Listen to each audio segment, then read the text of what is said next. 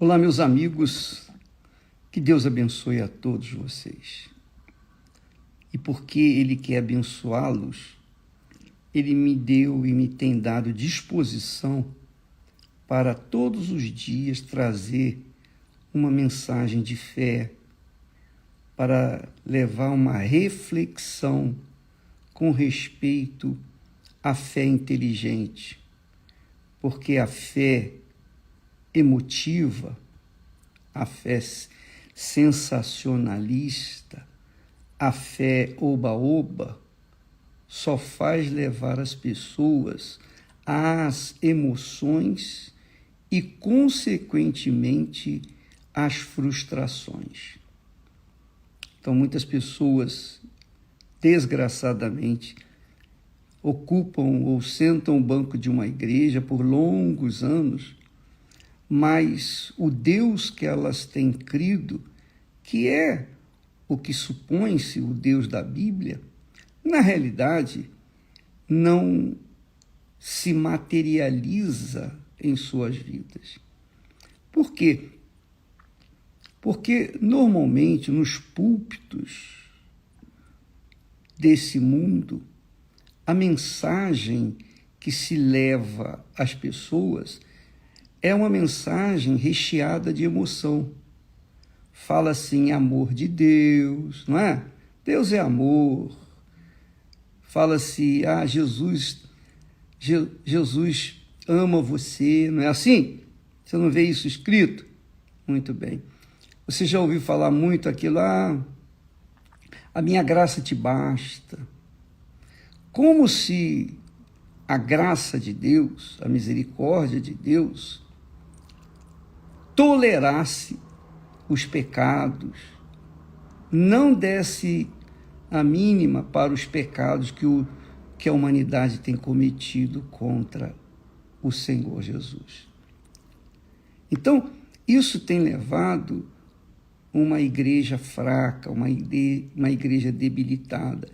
E essa pandemia que veio aí está varrendo justamente esse povo, porque esse povo que tem vivido uma fé sentimental, na hora da pandemia, não sabe o que fazer.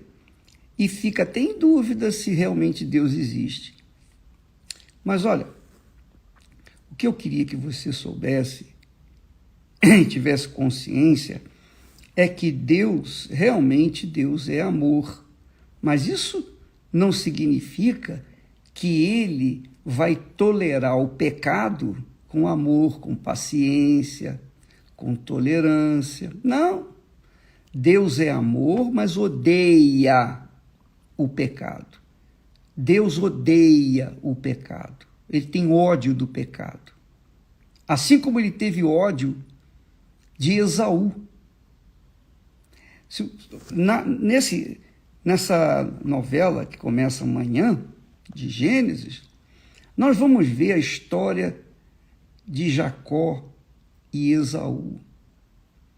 Esaú foi escolhido para ser o primogênito de Isaac.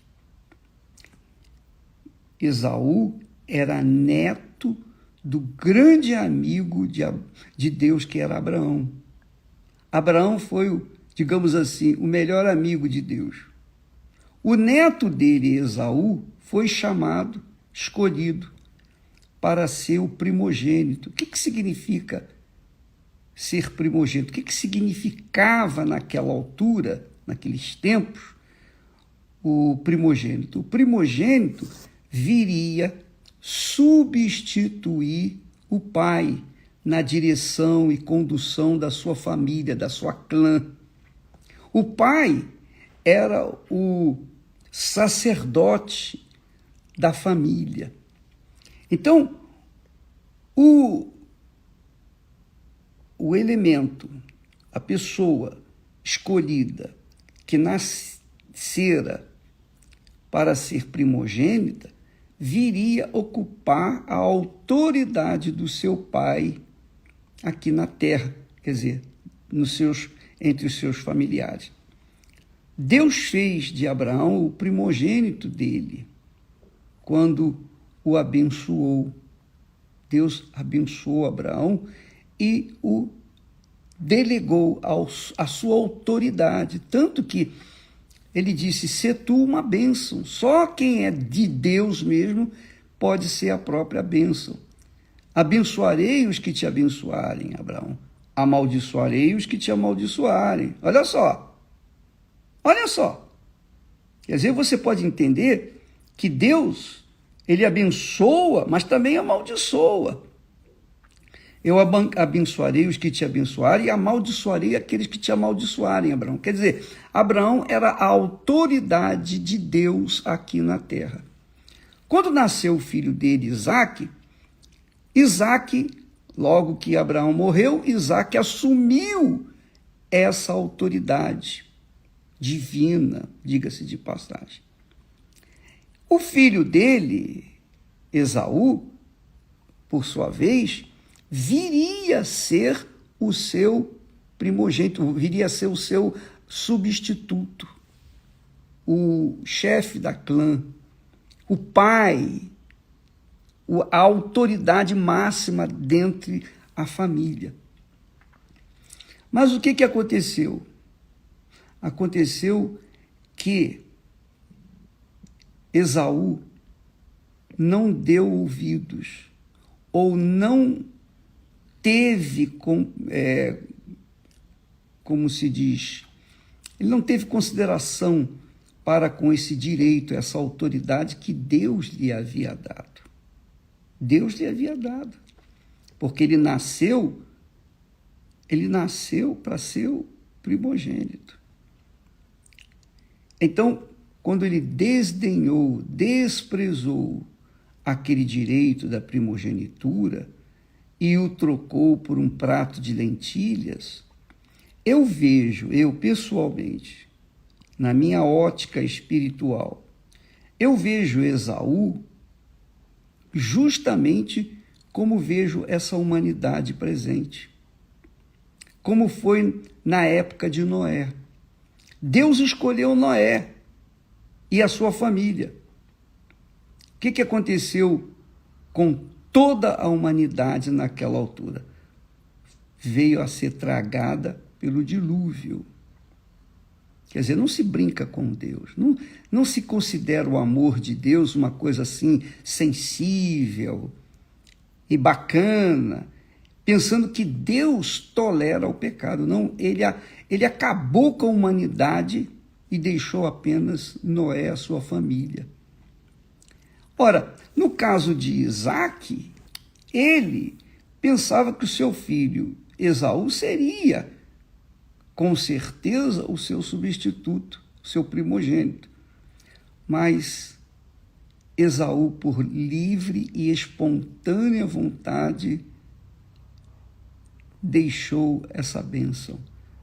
Preferiu confiar na sua força, na sua virilidade, no seu poder de caçador, de soldado, etc. Então, diz o texto sagrado que Deus odiou a Esaú. Odiou a Esaú. Agora, um detalhe que eu queria chamar a sua atenção, provavelmente você tem uma Bíblia aí, a Bíblia da Sociedade Bíblica, que é uma Bíblia de versão atualizada, e eu fui ler lá, eles não falam que Deus odiou a Esaú. Eles não falam que Deus se aborreceu de Esaú. Olha só. Mudou os termos de ódio para aborrecimento. Que aborrecimento é uma coisa. Você se aborrece por qualquer coisa, às vezes, uma coisa. Mas odiar que significa matar. Quem odeia, mata. Quem odeia, mata.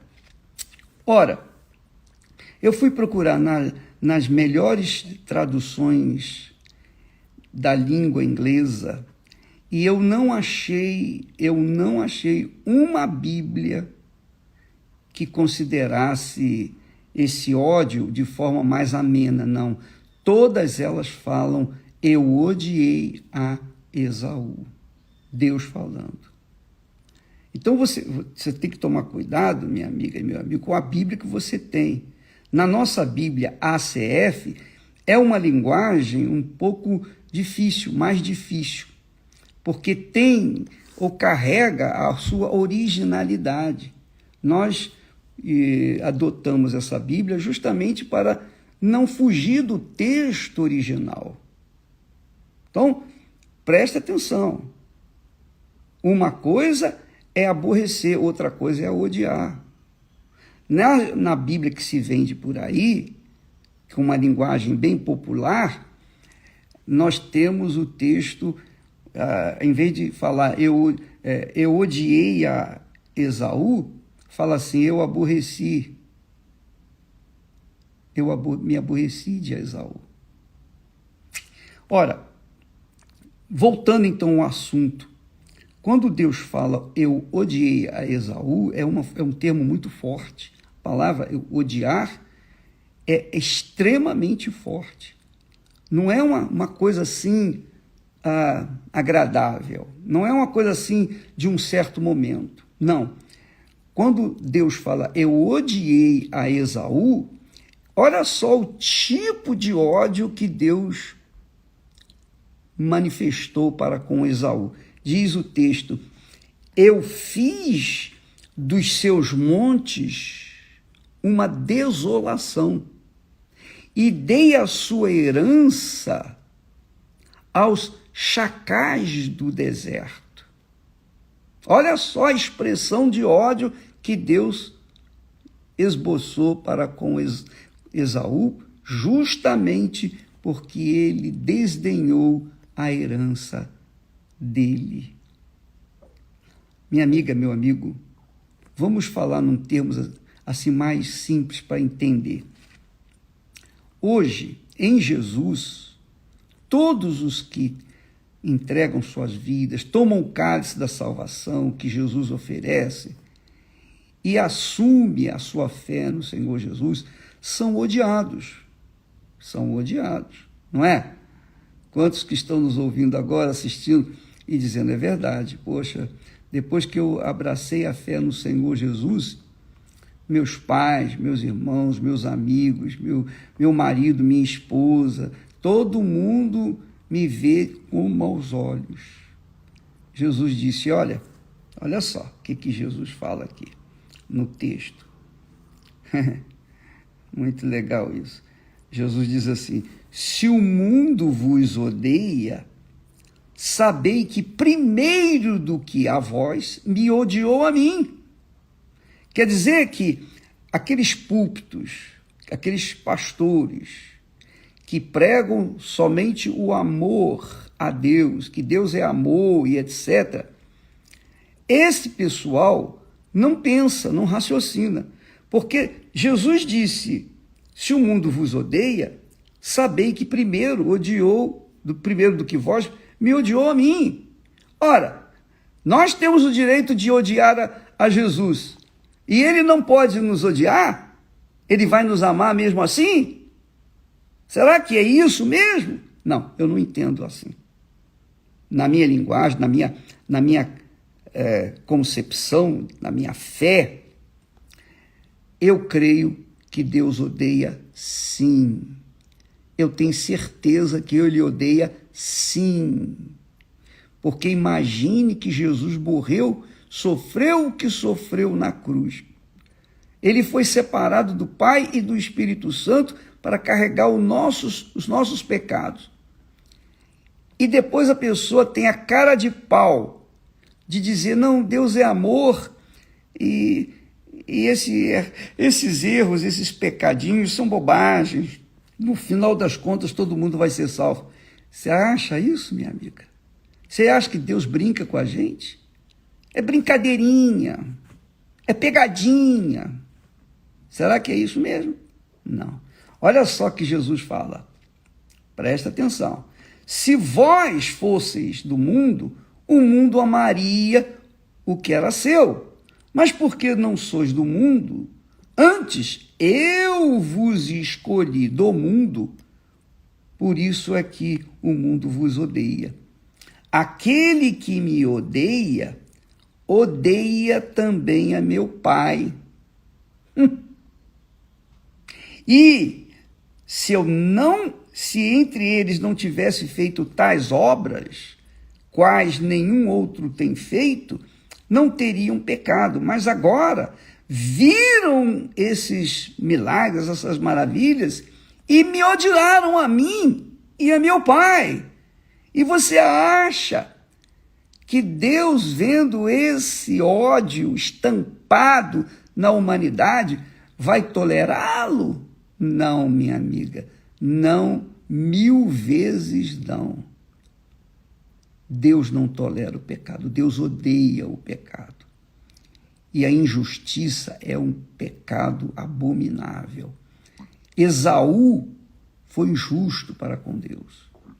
Ele desdenhou, ele desprezou, virou as costas para o direito da primogenitura.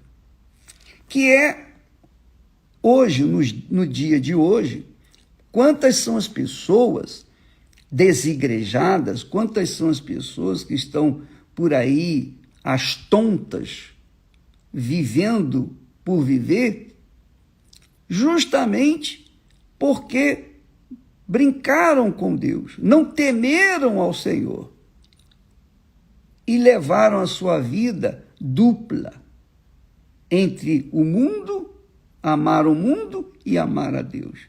Ora, você que está me assistindo agora, nesse instante, você que é casada, você assistiria, você gostaria de dividir o seu marido ou a sua esposa com alguém?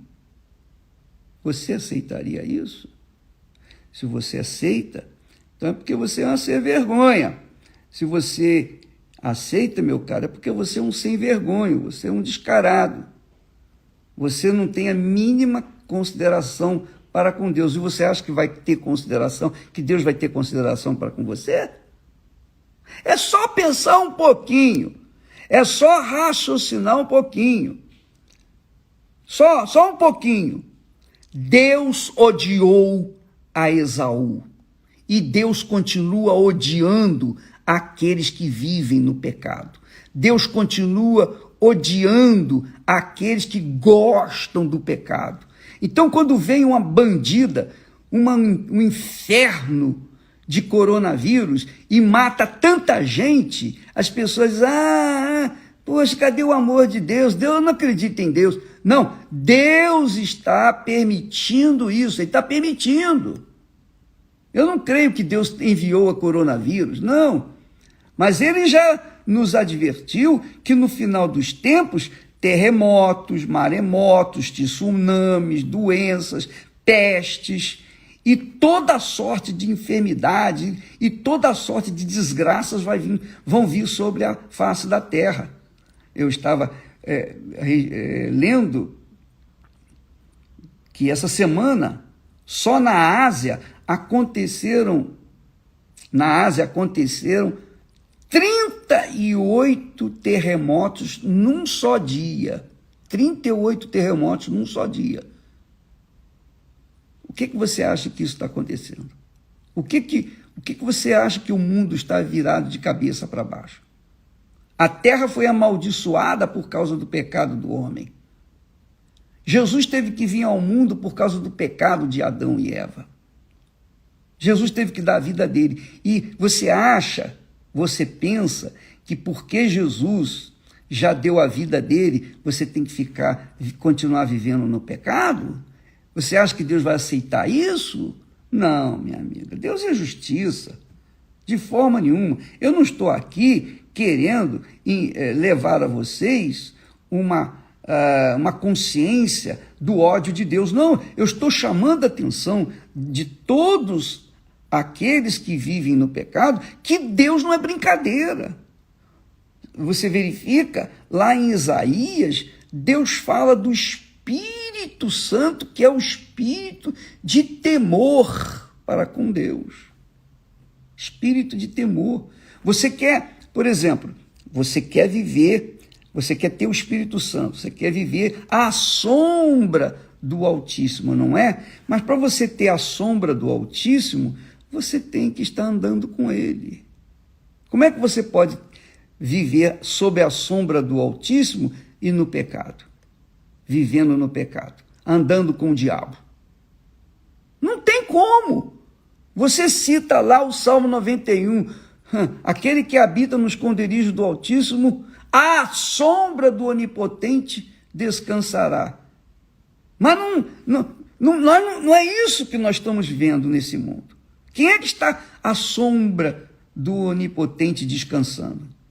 Ou seja, quem é que está vivendo em paz? Apenas aqueles que realmente têm assumido a fé no Senhor Jesus e temem a Deus.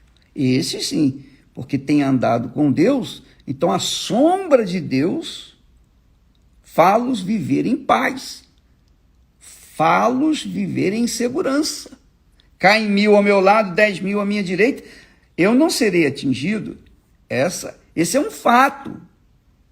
Mas por que tem caído muitos que têm confessado uma fé em Jesus e têm se frustrado? Porque têm ouvido falar apenas do amor de Deus. E o amor de Deus não tem nada a ver com esse amor fajuto que existe no mundo, não. O amor de Deus envolve compromisso, envolve palavra empenhada e cumprida, envolve lealdade, envolve fidelidade, envolve seriedade, envolve temor, envolve a entrega da vida, envolve o sacrifício da própria vida. Minha amiga, quando Jesus disse: quem quiser vir após mim, negue-se a si mesmo, tome a sua cruz e siga-me. O primeiro sacrifício é negar-se a si mesmo, mas o mundo não quer negar-se a si mesmo para seguir Jesus. Então, dos púlpitos eles falam o amor de Deus, Deus ama você. Minha amiga, meu amigo, convenhamos, o pessoal, esse mundo está brincando de fé, está brincando de igreja. Se as pessoas gostam desse discurso nosso, paciência. Se elas gostam, amém. Se não gostam, paciência. Eu estou aqui para ajudar os que estão interessados, que têm fome e sede de justiça. Aos que não têm fome e sede de justiça, eu não estou nem aí. Eu estou aqui para salvar os que dizem: por favor, bispo, me ajude. E é por isso que eu estou aqui diariamente tentando passar para estes que têm sede e fome de justiça, que são sinceros, que estão... Talvez você viva no pecado, mas você vive no pecado porque você não conhece a justiça, a santidade. Você não conhece a verdade. Então eu estou aqui para falar da verdade, que embora venha doer, mas ela salva, ela liberta. Conhecereis a verdade e a verdade vos libertará. Então, não conte, minha amiga e meu amigo, com Deus é amor, então no final das contas ele vai me salvar. Não tem isso não. Não tem isso não. Deus odiou a Esaú. Jesus disse: o mundo me odeia. O mundo me odeia e odeia o Pai. Você acha que o Pai está amando o mundo? João, o apóstolo João disse: aquele que ama o mundo, o amor do Pai não está nele.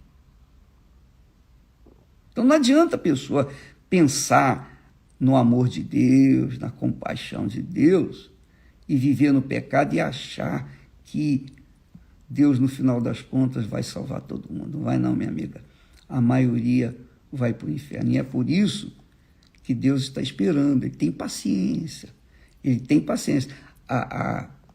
Essa pandemia desgraçada está consumindo, está levando milhões de pessoas para o inferno. Eu sei que muitos são de Deus, viveram na justiça, estão no céu agora com Ele, no seio, digamos, do Senhor Jesus. Mas a maioria não, a maioria está morrendo e não tem mais chance. Por quê? Quem sabe se iludiram com aquela conversa mole para boi dormir do pastor. Ah, Deus é amor, Deus é amor, Deus é amor. A coisa é tão abominável que há pastores que estão se matando e os seus parentes e outros pastores dizendo assim, não, mas Deus tem misericórdia, ele foi um bom homem, ele teve uma boa família, poxa, ele deu a vida pela obra. Não, está no inferno, legítimo. Se matou, vai para o inferno. Essa é a fé que eu tenho conservado comigo há 57 anos, graças a Deus, pela misericórdia de Deus. E essa é a fé que nós queremos passar para vocês. Quem quiser aceitar, amém, eu fico feliz. Quem não quiser, paciência. O que eu posso fazer? Tá bom? Então, não se esqueça, olha só, o tipo de ódio que Deus delegou a Esaú. Fiz dos seus montes, quer dizer, de toda a possessão que ele tinha, fiz dos seus montes uma desolação, quer dizer, um deserto. E dei a sua herança aos chacais do deserto.